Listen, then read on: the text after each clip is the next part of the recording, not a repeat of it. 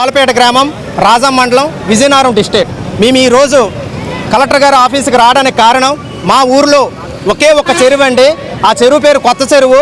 5 ఎకరాల 90 సెంట్లు అండి. ఆ చెరువుని ఈరోజు కబ్జాదారులు కబ్జా చేశారు.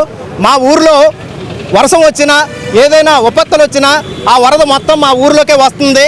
ఆ చెరువుని నమ్ముకొని సుమారు 60 ఎకరాలు భూస్వాములు పంటలు పండిస్తున్నారు. మామిడి తోట, టేకు తోట, అలాగే అరటి చెట్లు, కొబ్బరి చెట్లు. మాకు సమ్మర్లో వచ్చేటప్పుడు ఆ చెరువు నుంచే మేము వాటర్ సప్లై చేస్తాము.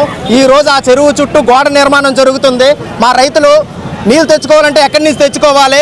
మేము దీన్ని తీవ్రంగా ఖండిస్తున్నాము. ఇదివరకే పీజీఎస్ఆర్లో 2 సార్లు కంప్లైంట్ ఇచ్చాము, కానీ మాకు ఎటువంటి రిప్లై లేదు, ఎటువంటి ప్రతిఫలము లేదు.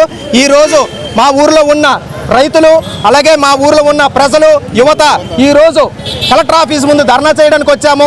మాకు వెంటనే పరిష్కారం అవ్వాలి. మా చెరువుని మేము కాపాడుకోవాలి. ఎందుకంటే మా ఊరు బాధ్యత మాది కాకపోతే, మేము మా ఊర్లో యువకులం కాకపోతే మా ఊరిని మేము కాపాడుకోవాలనే దృక్పథంతో ఈరోజు వచ్చాము.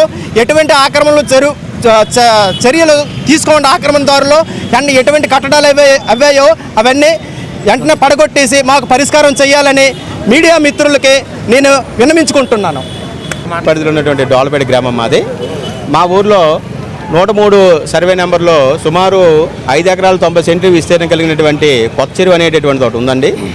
అయితే అది ఈ మధ్యన కొంతమంది ప్రజాప్రతినిధులు దాని మీద కన్నేసి దాన్ని పూర్తిగా కబ్జా చేసి దాని చుట్టూ కూడా అక్రమ నిర్మాణం గోడ అనేది నిర్మించడం అనేది జరిగిందండి. అది ఇంచుమించు సుమారు 100 ఎకరాలకు సంబంధించినటువంటి ఆయకట్ట. పైనుంచి వచ్చినటువంటి వాటర్ అంతా కూడా చెరువులో కలిసి అక్కడి నుంచి వివిధ ప్రాంతాలకు అది సరఫరా అవుతుందండి. ఎప్పుడైతే ఈ అక్రమ కట్టడాలకు అడ్డమైన జరుగుతుందో వాటర్ అనేది ఆ పొలాల్లోనే ఉండిపోవడం వల్ల పొలాలన్నీ కూడా కుళ్ళిపోయేటటువంటి పరిస్థితి వచ్చిందండి.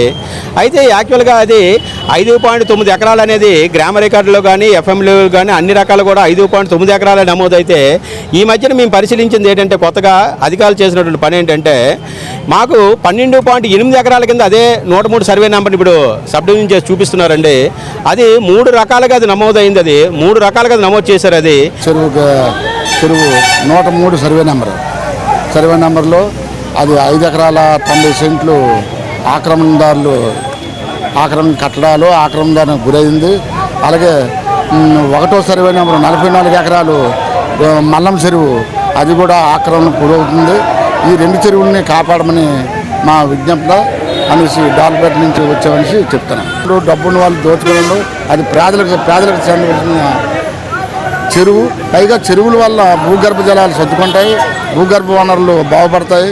అలాగే కొన్నాళ్ళు చెరువు అనేది ఉంటే అది అన్ని వర్గాల ప్రజలకి ఉపయోగపడుతుందనేసి మా విన్నపం.